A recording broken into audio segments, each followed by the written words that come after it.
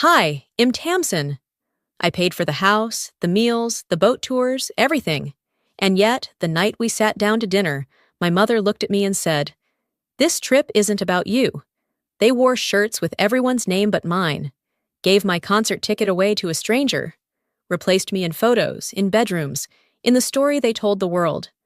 But what hurt more than the erasure was how natural they made it look.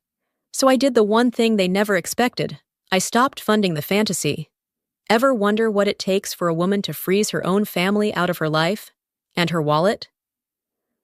I arrived in Destin late afternoon on a Thursday, the sky leaning toward gold as the sun dipped closer to the water. My suitcase rolled awkwardly across the gravel driveway, the wheels catching in loose stones. I could hear laughter from the porch before I even reached the steps.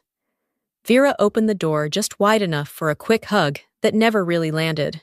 "You made it," she said like I'd dropped in uninvited. Behind her, Callista was already snapping selfies with Leora and Declan, the filters already smoothing out their smiles. She didn't even glance in my direction. The house was beautiful, clean, curated, coastal chic. Everything matched except me. I placed my bag by the guest room door, the smallest one in the back, and took a breath before joining them on the patio. It wasn't that I expected fanfare, but I thought maybe something more than "you made it." Dinner that evening was grilled snapper, corn on the cob, and watermelon salad, Callista's idea. The table was set for 8, even though only 6 of us were there. Declan had brought his cousin for the first night, but he'd left before I arrived. My seat was next to Leora, across from Vera. Conversation flowed easily about Leora's new swim class, Callista's latest brand deal, Vera's insightful take on the news. I nodded where appropriate, offered to pass the butter, and smiled too much. Halfway through Callista's retelling of some hilarious airport mix-up, Vera suddenly turned to me, napkin folded neatly in her lap. Her voice was syrupy sweet. "This trip isn't about you, Tamson," she said, cutting through the table like a knife. "Please don't make it about yourself." The table fell into a strange hush. No one gasped. No one defended me. Forks still moved, glasses clinked. Even Leora just looked down into her lemonade like she hoped it might swallow her. I managed a half smile, bit into a piece of corn that suddenly tasted like nothing, and nodded as if I agreed. I didn't speak for the rest of the meal. I didn't trust what might come out. That night, I stared at the ceiling fan blades spinning above me, counting their rotations until I lost track. The next morning, the house buzzed with plans. Vera had laid out matching t-shirts for the family, navy blue, with Jennings Beach Week 2024, printed in cursive across the chest.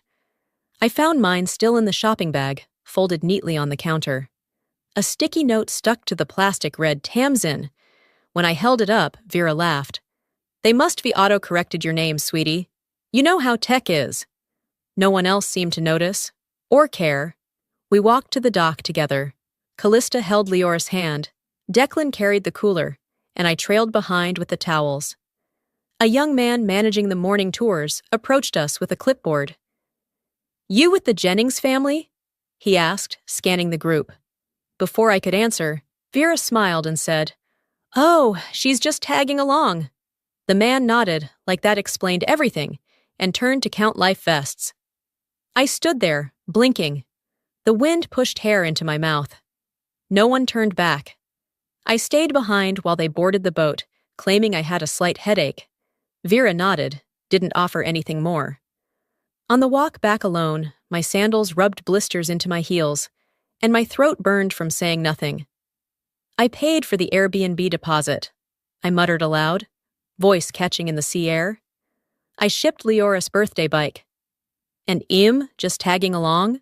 But I didn't confront anyone. Not yet. Instead, I made coffee, sat on the porch swing, and watched the sky shift from seafoam to cerulean as the sun rose higher. It's only day 1, I told myself.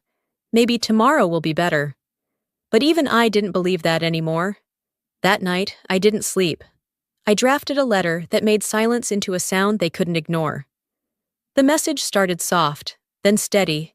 Baby girl, I know they make you feel like you're not needed, but I saw you. I always saw you. We sat down for lunch the next day at a waterfront spot with picnic tables, umbrellas fluttering in the breeze, and the smell of fried oysters wafting through the salt air. Callista had chosen the place. Very local, very authentic, she said, with the confidence of someone who had skimmed Yelp reviews while tanning. The waiter dropped off the check without asking who was taking it. That's when Callista, cheerful as ever, announced loudly enough for the nearby tables to hear, "Tamson's got this one." She always does. Leora clapped her hands and said, "Auntie Tamson pays for everything." Everyone laughed. Vera gave me that familiar look, part proud, part expectant, and said, "You're always so generous." I didn't argue. I didn't even blink. I just pulled my card out and tapped it like I had so many times before. The screen flashed, $413.78. I told myself it didn't matter. Told myself it was just lunch. Told myself I was being included. But it felt more like I was paying rent for a seat at their table. Back at the house, while they napped or scrolled their phones, I opened my banking app. The boat tour Callista had mentioned earlier, just a little treat Declan and I, booked for the weekend, had already been paid for. And it wasn't Declan's card. It wasn't Callista's either. It was mine.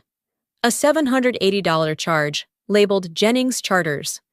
I'd given Vera access to my backup card 2 years ago in case of emergency. Apparently, keeping Callista's couple's getaway afloat counted as one. That night, while everyone gathered on the patio to play card games, Callista uploaded a collage to her social feed. Family is everything. It was a carousel sunlit moments of them laughing at lunch, riding bikes along the boardwalk, hugging on the dock. The photo taken during lunch-own of the most liked showed everyone at the table mid-toast. I wasn't in it. I'd taken the picture. A comment popped up beneath the post. "Where's Tamson?" It was visible for all of 30 seconds before it vanished. I added my own, just a line. Just enough. Photographers don't count, I guess. It disappeared within minutes. No reply, no call. Just more hearts and clapping emojis from people who didn't know better. I left the patio quietly, walked to the edge of the beach behind the house. The wind smelled like sunscreen and low tide. The moon floated above the water like it was keeping a secret. I sat on the porch swing and opened the family group chat. Dozens of messages I hadn't seen, plans I wasn't included in, inside jokes, voice notes from Leora, a meme Vera didn't understand but laughed at anyway. There were spreadsheets for meal prep, links to pre-ordered groceries, a shared folder titled Jennings Memories 2024. Not one picture with me in it. I thought back to last April, when I funded Leora's entire birthday party. The bounce house, the catered cupcakes, the glitter face painter. Vera had promised, "Well, make sure everyone knows it was you." 2 days later, Callista posted a video recap. Caption, "Auntie Callista pulled off another perfect day. I remember watching it alone in my apartment." I didn't comment, didn't text, just sat there and let the silence settle around me. Tonight felt the same. I whispered into the dark, more to myself than anyone else. You don't get credit for keeping a system running when no one sees you as part of it. And that was it. That was the thing. I hadn't been forgotten. I hadn't slipped their minds. I'd been carved out erased with intent and precision. They didn't lose me. They'd never counted me to begin with. That night, I opened a voicemail I hadn't dared to touch in 3 years. It wasn't just a message. It was the only voice that never made me feel small. I lay in bed, face lit only by the soft glow of my phone screen. Everyone else had gone to sleep hours ago, and the house had settled into that strange kind of silence that only comes when people are too proud to apologize out loud. I opened my voicemail folder, not the one for new calls, but the one labeled Don't Delete. There it was, Raymond, my father. The message had been sitting there for 139 days. I counted once, never had the nerve to open it again. But tonight, after being erased from yet another group photo and watching my name vanish from a comment thread like it had never existed, I tapped play. Baby girl, I know they make you feel like you're not needed. But I saw you. I always saw you. His voice was slower than I remembered. Deeper. Not because it had changed, but because I had forgotten how much safety lived in it. He talked about a dinner I had hosted years ago. The one where Vera showed up late and left early.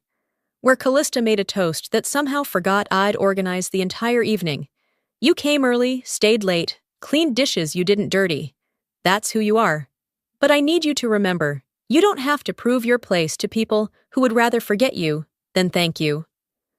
I listened twice, then again. I closed my eyes and let his voice live inside me for just a few more minutes. It wasn't dramatic. It wasn't even emotional. It was factual. He saw me. I didn't cry. I didn't feel broken. I just adjusted. Like my spine straightened itself. The next morning, I went out to the back porch while the rest of the house was still tucked in. Vera's curtains were drawn. Callista's door was slightly open, fan humming from inside. I carried my coffee out, wrapped a towel around my shoulders against the breeze, and sat in the swing chair. Leora padded outside in socks and a long t-shirt, rubbing her eyes. "Aunt Tamson?" she asked, voice still sticky with sleep. "Do you need help with money?" I blinked. "What?" "Grandma said you always waste it. That's why you work all the time, right?" I stared at her, this kid who only knew what she'd been told, who repeated things like facts because no one had told her they were lies. I didn't correct her, didn't tell her Vera was wrong. I just smiled and said, "No, honey, I don't need help. I need boundaries." She nodded like she understood, then wandered back inside without another word. That hurt more than anything Callista had ever said to my face. It wasn't cruelty, it was conditioning. They weren't just ignoring me, they were rewriting me in real time, planting it in the minds of people too young to question the script. Later, after the morning bustle began and everyone got ready for another over-planned bonding activity, I went for a walk along the shoreline. I didn't bring my phone, just myself and the wind. I thought about how many times I'd rewritten myself to fit. How I'd bitten my tongue so hard it nearly became muscle memory. How every time I heard, "Don't make it about you," I made myself smaller. And for what? So they could assign my kindness to someone flashier? Louder? More photogenic? Every time I said it's no big deal, I'd buried another version of myself. The quiet one, the reliable one, the background character in a show she paid for, but never got to star in. I reached the end of the cove, where the rocks jutted up into the water and the waves cracked softly against them. I sat on a large stone, let my feet dangle, and took a deep breath that I hadn't realized I'd been holding since Colorado. That voicemail wasn't just reassurance, it was evidence that once someone who mattered saw me clearly, not as sensitive or complicated or dramatic, but as someone who showed up. I whispered to the wind, "I'm not leaving because they didn't include me. I'm leaving because they're pretending I never did."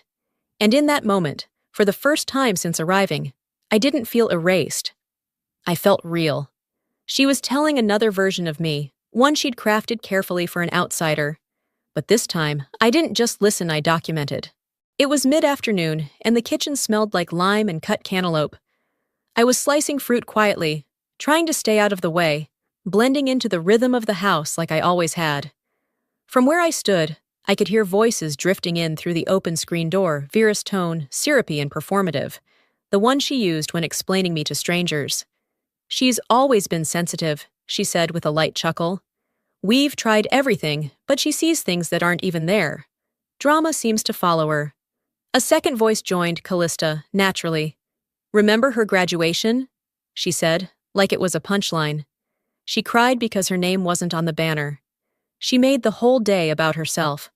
The knife in my hand paused mid-slice. My fingers didn't shake. My chest didn't tighten. I just stood still. Then, with 2 taps, I opened my voice memo app and hit record. I didn't speak. I didn't walk out to confront them. I didn't defend myself. I just let them keep going, spinning a version of me that sounded polished, familiar, rehearsed. It wasn't the lies that cued it was the ease. The way the words rolled off their tongues like they'd said them before. like they believed them more with each retelling. A few hours later, Leora ran into the kitchen, still wearing her dolphin print swimsuit. "Aunt Tamson! We're going on a dolphin boat! Grandma said she booked it just for us." I smiled, not wide enough to mean it. "That's great, sweetie." She skipped off to change, her feet slapping lightly against the tile. I pulled out my phone, opened the banking app. The charge was there, already processed, $675, billed to the card Vera still had access to. I'd given it to her years ago just for emergencies. Apparently, a dolphin tour for Callista and Declan now qualified. I didn't ask them about it. Didn't point out the irony of me paying for an event I wasn't invited to. Instead, I took a screenshot and saved it to a new folder. Emotional Overdrafts. I titled the image, July 4th Tour.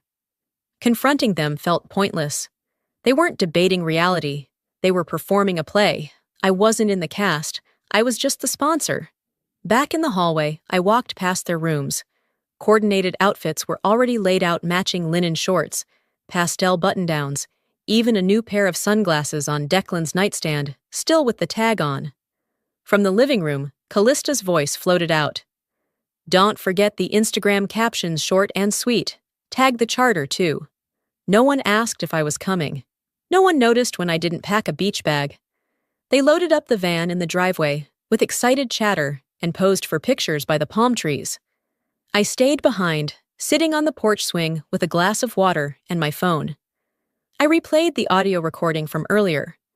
My voice wasn't in it, but I was everywhere in it. Every pause Vera used to sound compassionate, every fake laugh Callista forced it, was all theater. And it finally stepped into the role of audience, not cast. I whispered into the quiet, "If you're going to write me out, I'll make sure the real version survives." Then I saved the recording, uploaded it to my cloud, and titled it, Unedited, July 3rd, 2:12 p.m. That evening, over dry chicken and forced laughter, they turned their eyes on me and dared to ask why I was ruining the trip. The table was set just as Callista liked it. White linens, flickering battery candles, napkins folded into tiny sailboats. Dinner was grilled chicken and some half-burned cornbread. Vera insisted on finishing herself, as if overcooking things gave her control. I carried plates to the table, aligned the cutlery, and topped off the lemonade pitcher. Not a single thank you, not even eye contact. Leora was doing a little cheer routine on the grass near the patio, humming a song from the dolphin tour it financed, but never attended. Callista's phone was clipped to a tripod, capturing natural footage for her next family reel. Her camera lens swept over the table twice. Neither time did it linger on me. I sat silently, chewing through my meal. I wasn't planning to speak unless someone forced me to. They did. Vera started. She set down her fork and folded her hands like she was about to offer a prayer. "Tamson," she said with that brittle voice she used when pretending concern, "you've seemed a bit distant this week, not your usual self." Before I could respond, Callista leaned forward, elbows on the table like we were at a reunion intervention. "We all came here to reconnect, to make memories," she said, eyes narrowing slightly. "You're making it really hard to do that." My jaw clenched, but I didn't raise my voice. I simply said, "Uncomfortable or uncooperative?" Vera blinked. "That's not what I said." "No," I replied, "but is exactly what you meant." The silence that followed was so heavy it made the paper lanterns sway. Leora paused mid-cheer and looked over. Declan busied himself with cutting more chicken. Nobody jumped in to defend them this time. I reached into my pocket, opened the voice memos app, and hit play. From my phone came Vera's voice, syrupy and smooth. "She's always been sensitive. We've tried everything, Callista. She cried at her graduation, over her name not being on the banner, made the whole day about herself." I placed the phone on the table, let it play without commentary, without context, just sound and truth. When it ended, I looked up. "You've been telling a version of me for so long, you've started to believe it's the only one that exists," I said. "But I've been the one cleaning up behind your stories, fixing the mess, making sure the gaps don't show. No one spoke. Even Vera, usually so quick to spin, seemed to have lost her words. You want me to apologize for making things uncomfortable, I added, but the discomfort isn't mine. It's yours because I'm not shrinking anymore. Declan put his fork down finally. I think I'm gonna head inside, he mumbled, eyes locked on his plate. I finished the last bite of my chicken. No dramatic exit, no grand speech, just stillness. I stood, picked up my plate, and walked toward the kitchen door. Vera began to say something, maybe another correction, maybe another manipulation. I didn't care. I lifted one hand with a single finger raised, not rude, not hostile, just a signal. Enough. Inside, I rinsed my plate, stacked it in the dishwasher, and toweled my hands dry. Then I went to my room, pulled out my laptop, and opened the shared family account dashboard. Logged in, breathed. For the next hour, I combed through spreadsheets, reservation logs, and automated payments. No one knocked, no one called. I wasn't being dramatic anymore. I was documenting the truth they'd tried to delete. Declan had taken my seat. Callista had taken my credit, but I'd taken the receipt. I woke to the scent of coffee already brewed and the hollow kind of laughter that comes when people are too aware they're being watched. The family was buzzing. The concert was today. The one I'd spent weeks planning, months ahead, pre-booking 6 seats, sending confirmation emails, even adjusting schedules so Vera wouldn't miss her Tuesday water aerobics back home. I hadn't been thanked, but I didn't expect to be. Still, I didn't expect to be forgotten. I walked into the kitchen just in time to hear Callista say, "It's going to be perfect." 6 seats, Declan and I up front, Mom and Leora just behind. I didn't hear the rest. I only heard the count. "Where's my seat?" I asked, quiet but firm. The room stilled for a beat. Vera turned from the sink, drying her hands with a dish towel. "We thought you weren't interested anymore," she said in that voice she used with cashiers and waiters. Overly polite, built for dismissal. "You've seemed so distant," Callista chimed in without looking up from her phone. "We gave it to Aunt Marie's neighbor's son. You know, that cute one who's staying down the block." I nodded, slowly, like I was trying to understand a foreign language. I opened my Venmo app, scrolled back 3 weeks, and there it was, $740. The note read, "Full payment, family concert night." I didn't say a word. Not because I didn't have one, but because silence, wielded well, is louder than any accusation. I went upstairs, needing air that wasn't recycled through fake grace. When I opened my bedroom door, I froze. My suitcase was gone. In its place was a note, scribbled in Vera's familiar cursive. "Hope you don't mind. Switched with Declan so he can sleep next to Callista. Yours is the guest room near the laundry. Love, Mom." The new room, if you could call it that, was a narrow box beside the utility closet. No windows. A twin mattress that sank in the middle. The scent of chlorine and dryer sheets clung to the air like mildew trying to masquerade as clean. I stood there, holding the note. Then I folded it slowly, slid it into my pocket, and walked back to retrieve my suitcase. It was parked against the wall outside the laundry room, zipped but slightly unlatched, like even it didn't want to stay. I didn't cry. I didn't pack in a fury. I moved with robotic calm, folding the clothes I had just unpacked 2 days ago. Shirt, pants, dress I never got to wear. I zipped the suitcase closed, then opened my laptop. Airline app, return flight, available seat zone left for the next morning. I booked it. Then I logged into the shared family spreadsheet Vera had insisted we keep for budget transparency. One by one, I removed my name from every section. Lodging, car rental, dinner plans, gift contributions, grocery rotations. I clicked Leave Folder without hesitation. After that, I sat down and drafted a message just for myself. Not to send, not to show. Just to name the thing I now knew with certainty. You weren't erased, you were replaced, and now, you're reclaiming. That night, no one knocked on my door. No one noticed my absence at dinner. No one asked why I'd skipped dessert or where I'd gone after lunch. And for the first time in a long time, I didn't feel hurt by their silence. I matched it. Before I left, I did one more thing. A single click that would rewrite the rules they thought I still played by. The first sign? A declined transaction. The second? Their expressions when I didn't offer to fix it. I woke up early, though I hadn't set an alarm. Maybe it was the weight of knowing I wouldn't be here much longer. The suitcase by the door was already packed. All I had to do was wait for morning to come fully, like waiting for a curtain to fall on a show I hadn't auditioned for, but was forced to act in anyway. At breakfast, I kept to myself. They didn't seem to notice. Or maybe they were pretending not to. Callista had brought something to the table, not food, not conversation, but a photo album. I had it printed as a surprise, she beamed. For Mom. Vera's eyes lit up. Oh, Callista, you didn't have to. They flipped through the pages, narrating each memory like it had happened only to them. Leora and Grandma at the dock.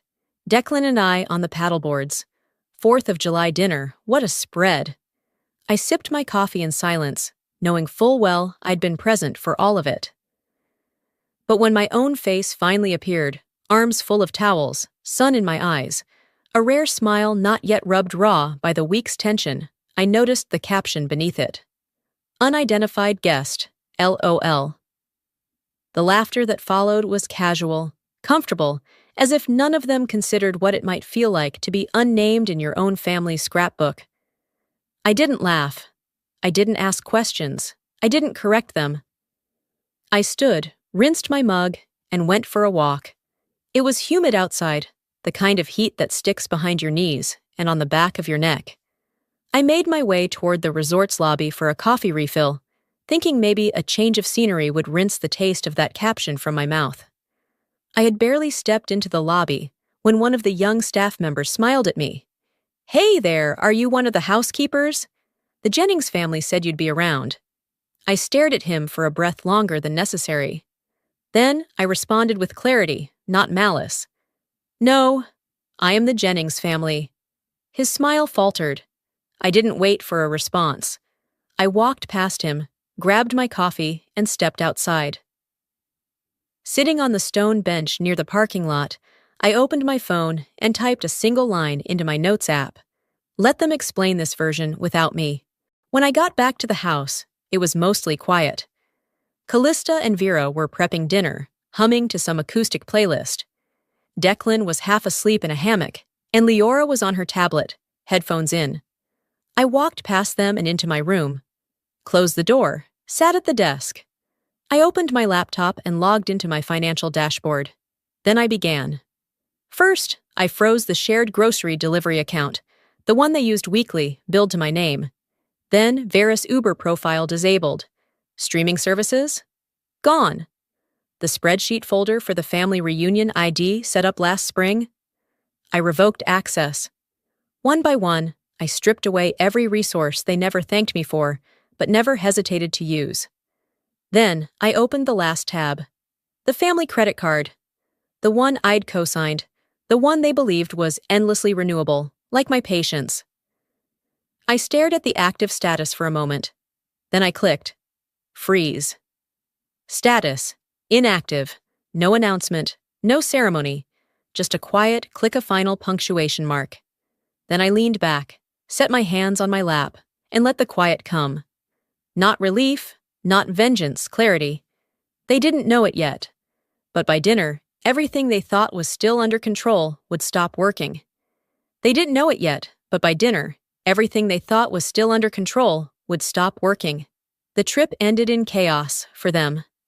Accusations flying like seagulls startled off the shore, flapping and loud, spiraling into panic. For me, it ended with quiet. A closed door, a zipped suitcase, and a one-way ticket to someplace where I wouldn't have to shrink to fit or audition for a seat at someone else's table. I woke before dawn, not from restlessness, but because for the first time in a long while, I'd slept deeply enough to wake early. Not out of anxiety, out of clarity. The air in the house felt strange. Still, as if it, too, was holding its breath, aware something was shifting. something final. The kind of shift you can't undo with apologies, or group texts, or family brunches. A slow turning of a page that won't flip back. My suitcase waited by the door, zipped and standing tall, like it knew we were both leaving something behind. The floors groaned under my steps as I made my way through the dim hallway. These old beach homes always had floors like that, honest in their age, unwilling to let you pass unnoticed. But I didn't care if the wood creaked. I wasn't hiding anymore. In the kitchen, with the hum of the refrigerator for company, I folded a note in half, then again, and tucked it under the salt shaker. Handled what I needed. No further responses required. I didn't write it to be cruel. I wrote it because it was true. I didn't slam the door behind me. I didn't look back. The ride to the airport was soft, muted. I said nothing to the driver, except, "Thank you," when he picked up my bag. He offered to avoid traffic. I told him the scenic route was fine. Let the coastline pass. Let the waves do their thing, crashing and retreating. Always busy, never still. I watched the ocean from the passenger seat and let it become a metaphor I didn't need to name. At the terminal, I sipped lukewarm coffee from a paper cup. I opened my phone and tapped a folder tucked neatly into my email inbox. Proof no one asked for. Inside, screenshots, every receipt, every flight, every dinner reservation, every spa booking, each one bearing my name, while their photos got the tags, the likes, the compliments. While I stood just outside the frame, holding the phone, holding the plan, holding everything together. I didn't open the photos. I didn't need to relive it. Just seeing the folder was enough. It was real. It happened. I hadn't imagined the labor. I just finally decided not to volunteer it anymore. Somewhere over Mississippi, while my plane hummed toward Dallas, things started to unravel behind me. Vera tried to check out of the resort. Her card declined. She tried again. Declined. Callista, likely mid-brunch, attempting to order vegan groceries from her phone, got an access-denied message she'd never seen before. Declan's phone buzzed with a failed car rental notification. The wheels, so used to turning without question, were locking in place. The family's shared car dance, funded by me, maintained by me, protected by me, was frozen. By the time we landed, my phone was vibrating with the fallout. I turned it on at baggage claim. The screen lit up with a storm of notifications. Vera, what did you do? Callista, we're stuck. This is not funny. Vera again. Is this your idea of revenge? Callista, we can't even call an Uber. Fix it. Now. I didn't respond. I read them carefully, as if I were reading news about strangers. Then, without any anger, I tapped delete thread. No fireworks. No sense of triumph. Just weight, shifting, space, clearing, peace, blooming.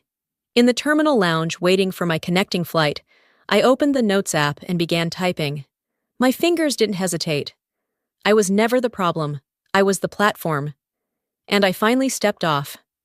I sat back, breathing in the strange calm of release, of no longer being available, of no longer playing a role I didn't audition for. A flight attendant walked past and offered me water.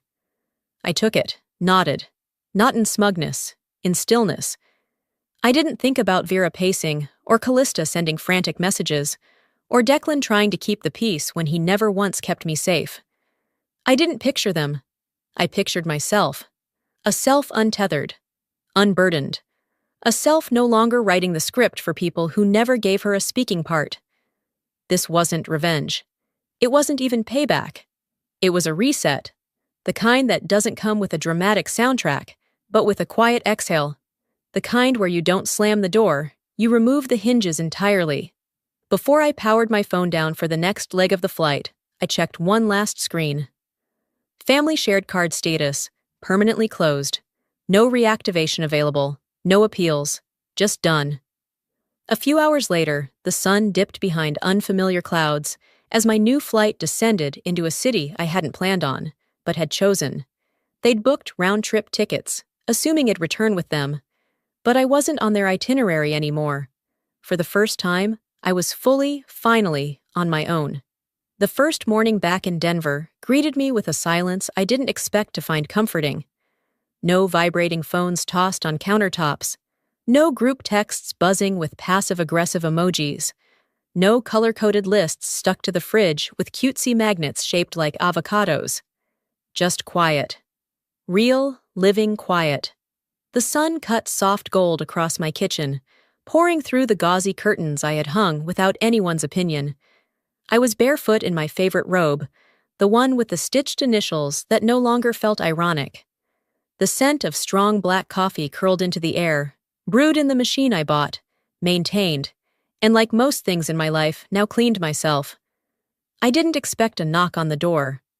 I wasn't waiting for an apology wrapped in flowers, or a voicemail with just the right inflection of remorse. But my phone still lit up, as if the past was reaching its hand under the door. 47 new messages. At the top of the screen, a notification from a group chat I hadn't seen since the week everything broke apart. Group name changed, Family Healing. I wasn't in the group.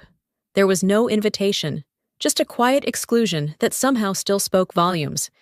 They weren't asking me back. They were building a new narrative, one I wasn't welcome in, but also no longer needed to be. Vera's voice filled my voicemail next. "We didn't raise you to be cold," she began, like that one sentence would pull me back into orbit, as if that was the final word on what love should look like. I didn't listen past that. I didn't need to. I pressed delete without saving, without replaying. Closure, I had finally learned, wasn't something they were ever going to offer, but I had stopped asking for it. Later that afternoon, I sat at my desk, staring at a folder on my desktop titled, "Closure is Mine Now." It wasn't poetic when I named it, just functional. Inside were the remnants of war, screenshots of texts they thought I hadn't seen, call logs that proved their absences, bank statements tied to my stolen contributions, the voice memo from that night in the kitchen when my father's words slipped out unfiltered, and of course, that one photo from the party. The one where I was labeled as an unidentified guest. I hovered my mouse over the folder. I didn't need to reopen it. I already knew what was inside. I'd memorized it like a tragic monologue. But something shifted in me that day. Not vengeance, not even sadness, just clarity. I highlighted every file, right-clicked, renamed the folder, archived, no longer active. I sat back in my chair and let out a breath I didn't realize I was holding. There was a time when I would have hesitated, afraid that letting go meant giving them permission to rewrite history. But it wasn't erasure. It was release. Those files were no longer evidence. They were echoes. And I didn't need echoes to tell my story anymore. A few days later, I wandered into a tucked-away bookstore Caf had never noticed before, nestled between an antique shop and a used record store. It had dusty corners and handwritten chalkboard menus, the kind of place you don't find unless you're lost or finally free. I ordered a strong black coffee and chose a seat by the window where the sunlight spilled like warm silk across the table. The barista, a girl in her 20s with glitter on her eyelids, handed me my cup and tilted her head. "I love your earrings," she said. "They look like they mean something." I reached up and touched the tiny silver moons dangling from my ear Sones had found at a flea market in Santa Fe 2 years ago. I hadn't worn them in ages. "They do," I said, and smiled. Not for her approval, not because I needed to charm anyone, but because they did mean something, just not to anyone but me. Near the front register, I spotted a stand with travel brochures. One caught my eye, Solo Women's Hiking Retreat Zion National Park. I flipped it open, heart oddly steady. I read the details, then read them again. The wind whistled slightly outside the caf door, brushing a fallen leaf past my boot. I took out my phone, scanned the QR code, and registered. There was no need to tell anyone. No need to justify the cost, ask for time off, or seek permission. It was my name, my card, my decision, and that was the most radical thing of all. On my way out, I passed a family sitting outside. A little girl leaned into her mother's lap, giggling, while her mom gently tucked a strand of hair behind her ear. I watched them for a moment, not with bitterness, not even with longing. It wasn't envy I felt. It was recognition, the quiet kind you get when you remember wanting something that no longer fits, like a coat you wore for years, until one day you shrug it off and realize it was never your color. Some families inherit peace. Others, like me, learn how to build it with their own two hands, on new ground, under no one's shadow. And sometimes that's the only kind that truly lasts. They say silence can be cruel, but sometimes it's where you find the clearest truth. For me, it wasn't about walking away in anger. It was about walking away with intention. When you've spent your life being the one who shows up, who smooths the wrinkles, who fills the gaps no one sees, there comes a time when you ask, who's showing up for me? I learned that setting boundaries doesn't make you cold, it makes you honest. And if honesty makes others uncomfortable, maybe it's because they've benefited from your silence for too long. Family, in its healthiest form, should be a place where your presence is not just tolerated, but cherished. If that's not the case, it's not betrayal to protect your peace. It's self-respect. Maybe you've been the invisible one at the table. Maybe your kindness has been turned into currency, your silence mistaken for consent. If so, this story was for you. Now, I'd love to hear from you. Have you ever had to choose your own peace over your family's approval? Have you ever walked away, not because you stopped caring, but because you finally cared about yourself? Let's talk about it. Drop a comment below, just type 1 if this story hit home for you, or tell me what city you're watching from. If it didn't resonate, I'd still love to hear why this space is for every voice. And if you want more stories like this, real, raw, and rooted in truth, don't forget to subscribe. Your voice matters here, and I'll be right here with the next story that just might feel a little too familiar.